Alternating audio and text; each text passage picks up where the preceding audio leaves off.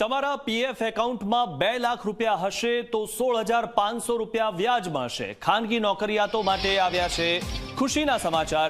2025માં નોકરિયાતોને PF પર 8.25% વ્યાજ મળશે। 7 કરોડથી વધારે નોકરિયાતોને 8.25% વ્યાજ મળશે।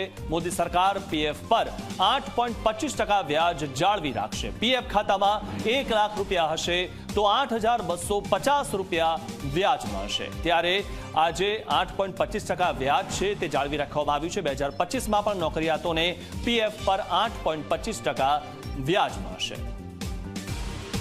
તો ઉલ્લેખનીય છે કે પીએફ ધારકો માટે આ ખૂબ જ મહત્વના સમાચાર મળી રહ્યા છે અને તમારા પીએફ એકાઉન્ટમાં 2 લાખ રૂપિયા હાલમાં હશે તો તેના પર તમને 16,500 રૂપિયા વ્યાજ મળશે।